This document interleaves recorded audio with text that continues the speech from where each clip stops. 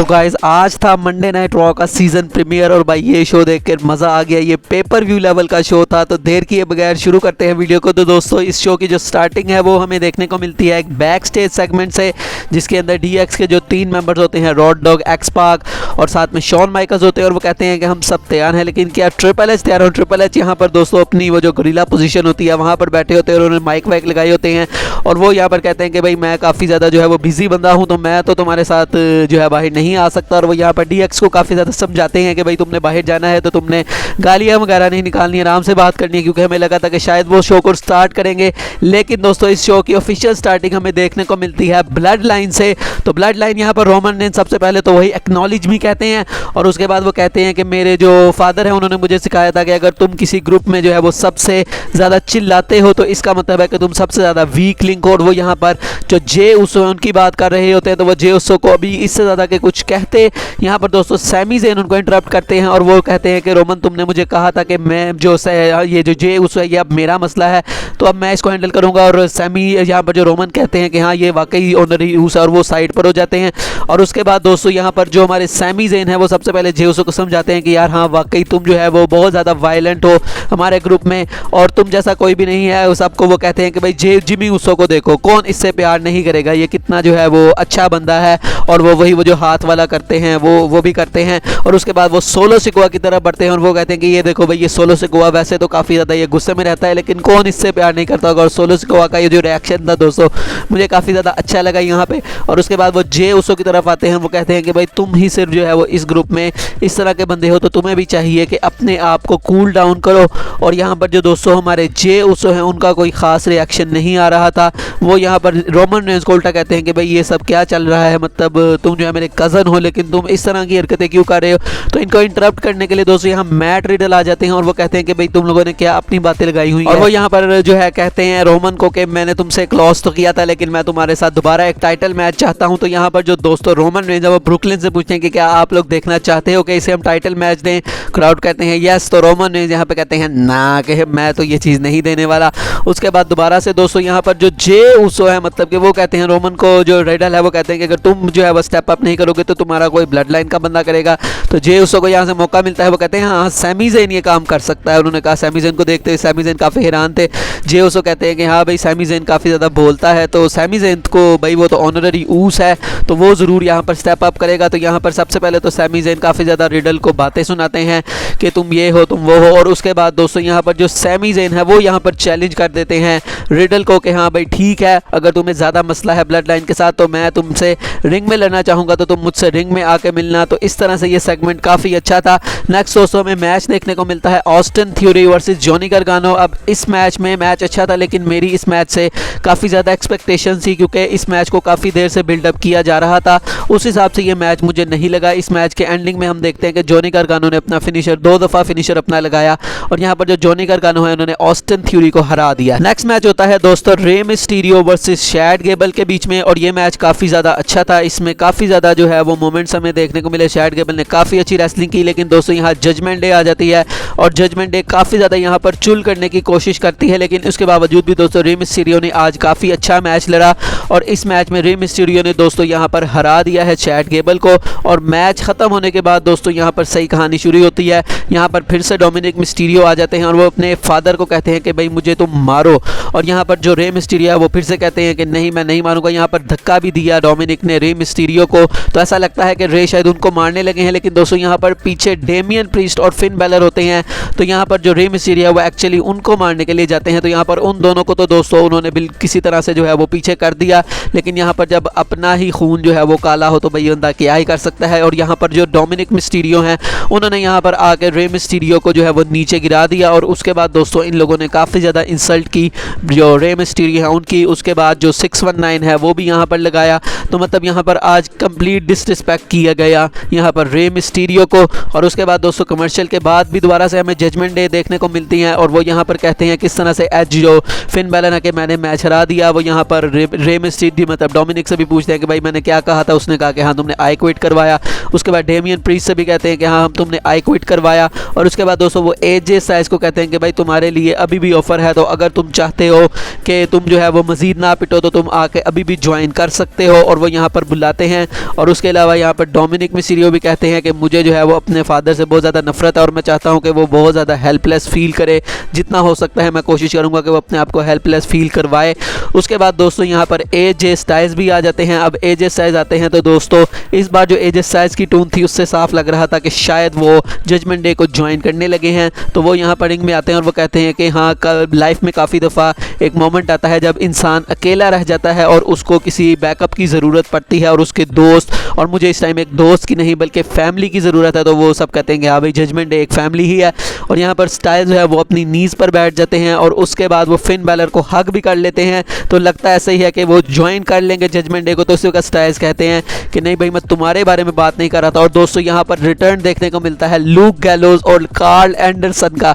और दोस्तों क्राउड इसके ऊपर होली शिट के नारे लगा रहा था, क्योंकि हमें पता था कि ये चीज़ अनएक्सपेक्टेड थी। किसी ने एक्सपेक्ट नहीं किया था कि गैलोज और एंडरसन इतनी जल्दी हमें WWE में देखने को मिलेंगे।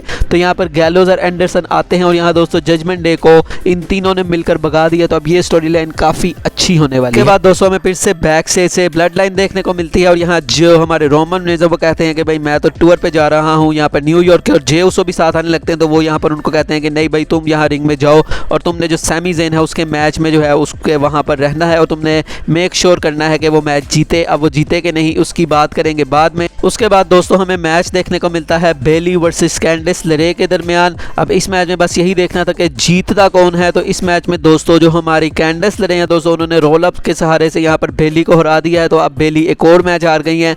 तो अब देखते हैं कि बेली का दोस्तों फ्यूचर क्या होता है। उसके बाद दोस्तों हमें मिस की बर्थडे सेलिब्रेशन देखने को मिलती है, जिसमें सबसे पहले तो मरीज जो है वो यहाँ पर आती हैं और वो यहाँ पर इंट्रोड्यूस करवाती हैं। और वो यहाँ पर एक बेसबॉल बैट भी लेके आए थे जो कि मरीज ने ही उनको गिफ्ट किया था।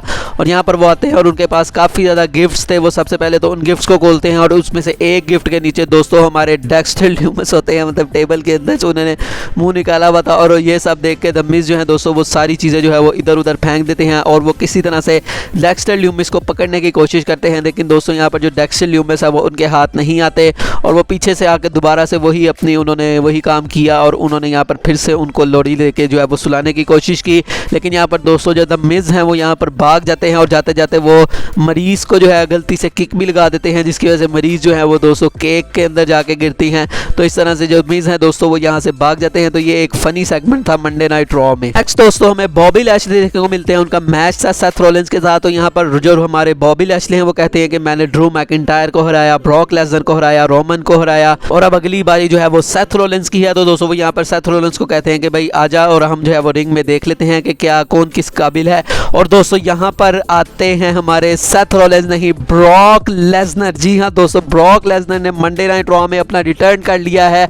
अब मंडे नाइट रॉ में हमें एक्सपेक्टेड नहीं था कि ब्रॉक लेसनर आएंगे, लेकिन दोस्तों ये शॉकिंग एलिमेंट डाला। अब मैं अगर दोस्तों रिटर्न्स की बात करूं तो मुझे नहीं लगता कि यार ब्रॉक लेसनर से बड़ा रिटर्न किसी का भी होता है। मतलब ब्रे वाइट का भी रिटर्न काफ़ी बड़ा था लेकिन उसकी एग्जीक्यूशन ज़्यादा अच्छी थी, लेकिन उसको काफ़ी लोगों को पता था कि वो आने वाले हैं ना वहाँ पर। लेकिन लास्ट ईयर भी हमने देखा समर स्लैब में, फिर फ्राइडे नाइट स्मैकडाउन में और फिर आज भी तो ब्रॉक लेसनर ने यहाँ पर दोस्तों फिर से शॉक करके रख दिया। और यहाँ पर जो बॉबी लैशली हैं दोस्तों वो भी काफ़ी ज़्यादा शॉक हो जाते हैं यहाँ पर उनको देखकर। तो ब्रॉक लेसनर को काफ़ी ज़्यादा यहाँ पर चेल मिल रही थी। और एक चीज़ नोटिसेबल ये थी कि दोस्तों ब्रॉक लेसनर की दोबारा से दाढ़ी आ चुकी है। अब पता नहीं कि उनकी ग्रोथ इतनी जल्दी कैसे हो गई, या उन्होंने कटाई ही नहीं थी, वो फ़ोटो कोई पुरानी थी। बहरहाल यहाँ पर वो आते हैं और उन्होंने दोस्तों सिर्फ गुड इवनिंग कहा उसको लैशली को, और यहाँ पर उन्होंने F5 उनको दे दिया। और यहाँ पर जो ऑडियंस है दोस्तों वो कहती है वंस मोर। तो यहाँ पर दूसरा F5 भी जड़ दिया ब्रॉक लेसनर ने। और उसके बाद दोस्तों जो कमोरो लॉक है वो भी यहाँ पर लगा दिया। तो मतलब यहाँ पर उनकी हालत यहाँ पर उन्होंने बुरी करके रख दी। तो यहाँ पर जो ब्रॉक लेसनर है दोस्तों उन्होंने अब उनका मैच होगा, मुझे लगता है अब तो कंफर्म ही है कि क्राउन जूल में हमें इनका मैच देखने को मिलेगा ही मिलेगा। तो यहाँ पर जो ब्रॉक लेसनर है वो तोड़ फोड़ कर वापस चले जाते हैं और फिर यहाँ बाहर आते हैं सेथ रॉलिंस। तो सबसे पहले तो बॉबी लैशली वहाँ से जा रहे होते हैं, तो सेथ रॉलिंस को ये चीज़ पसंद नहीं आती। वो कहते हैं कि हाँ भाई तुम तो फाइटिंग चैंपियन थे, तुम तो बड़ी बातें करते थे कि मैं फाइटिंग चैंपियन हूँ, मैं ये हूँ, मैं वो हूँ।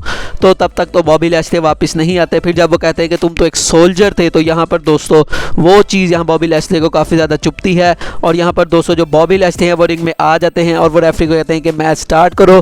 तो मैच स्टार्ट होता है दोस्तों। मुझे लगा था कि काफ़ी जल्दी ये था मुझे, लेकिन सबसे पहले तो लैशली ने स्पीयर लगाया जिसको काउंटर किया पेडिग्री में, उसके बाद काउंटिंग की लेकिन वो हिल गए। उसके बाद छलांग मतलब जो फ्रॉग स्प्लैश है वो भी लगाया, उससे भी जो लैशली है वो हिल गए और यहाँ पर लैशली ने अपना स्पीयर भी लगाया, उस पर रॉलिंस ने किक आउट किया। और उसके बाद दोस्तों एंड में हम देखते हैं कि यहाँ पर जो रॉलिंस है उन्होंने यहाँ पर 2 कर्ब स्टॉप लगाए और यहाँ पर जो सेथ रॉलिंस है वो नए यूनाइटेड स्टेट्स चैंपियन बन चुके हैं। तो अब सेथ रॉलिंस जो है दोस्तों उनकी बुकिंग काफ़ी अच्छी होने वाली है और हम काफ़ी ज़्यादा खुश हैं कि सेथ रॉलिंस फाइनली जो है वो एक टाइटल जीत चुके। उसके बाद दोस्तों हमें देखने को मिलता है match between Sami Zayn and Riddle और ये मैच काफ़ी अच्छा था। इस मैच में जो जे उसो हैं दोस्तों वो मदद भी करने की कोशिश करते हैं यहाँ पर सैमी ज़ेन की, लेकिन सैमी ज़ेन कहते हैं कि भाई मुझे तुम्हारी मदद की ज़रूरत नहीं है और मदद की ज़रूरत नहीं है। तो दोस्तों इसका फ़ायदा काफ़ी हद तक रिडल ने उठाया और यहाँ पर एंड पर RKO लगाकर रिडल ने इस मैच को जीत लिया। उसके बाद दोस्तों बात करते हैं मेन इवेंट की। तो दोस्तों यहाँ पर थे हमारे DX और यहाँ पर ट्रिपल एच भी थे जो कि पहले लग रहा था कि नहीं आएंगे।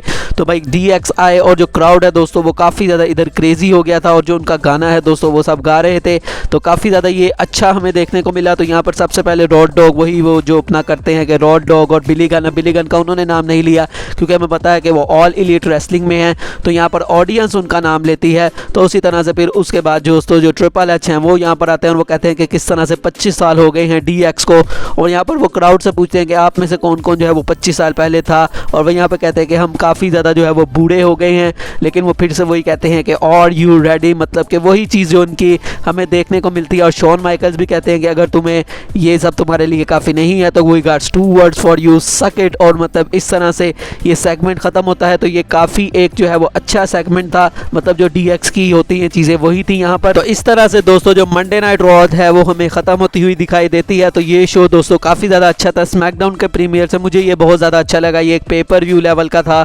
और जो ब्रॉक लेसनर का रिटर्न हुआ दोस्तों उसने तो शॉक करके रख दिया, बिल्कुल वो बिल्कुल भी एक्सपेक्टेड नहीं था। जो वाइट है वो हमें देखने को नहीं मिले, उनका फिर से वही एक्सट्रीम रूल्स वाला ही चीज़ में देखने को मिली जो कि जो है थोड़ा सा था हमारे लिए डिसअपॉइंटमेंट। तो बहरहाल शो अच्छा था।